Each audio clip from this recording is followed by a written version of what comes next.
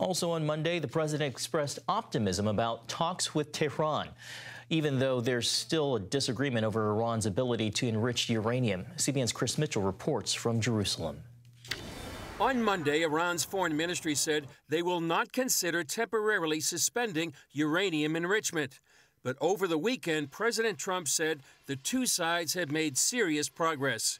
We had some very good talks with Iran yesterday and today, and let's see what happens. But I think we could have some good news on the Iran front. The talks could fall apart over uranium enrichment used for developing a nuclear weapon. The U.S. insists Iran give up enrichment. Iran insists it won't. Homeland Security Secretary Noem visited Israel over the weekend, bringing a message to Prime Minister Benjamin Netanyahu. And President Trump specifically sent me here to have a conversation with the Prime Minister about how those negotiations are going and how important it is that we stay united and let this process play out. It was a very candid conversation. Israel's Channel 12 is reporting Netanyahu and Trump engaged last week in a heated conversation over how to confront Iran. The Prime Minister's office denies the report and says they agree that Iran cannot obtain nuclear weapons. In Gaza, Israel is expanding its operation to finally defeat Hamas and release the hostages.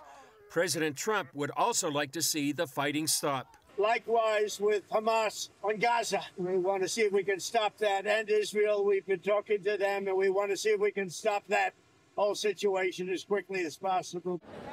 Secretary Noem also came to mourn the two young Israeli embassy workers gunned down in Washington last week. Their alleged killer chanted, "Free Palestine," as police arrested him. On Monday, tens of thousands marched through the old city of Jerusalem and gathered at the Western Wall to celebrate Jerusalem Day. It marks June 6, 1967, when Israeli paratroopers captured the old city and the Temple Mount for the first time in more than 2,000 years. We never forget Jerusalem. Jerusalem, the bird of our soul, is the heart of the nation. If you remove the heart from the body will not exist. And therefore, we will not allow anyone to remove Jerusalem from our hands. Jerusalem, our eternal capital, was reunited 58 years ago in the Six-Day War. It will never be divided again. Chris Mitchell, CBN News,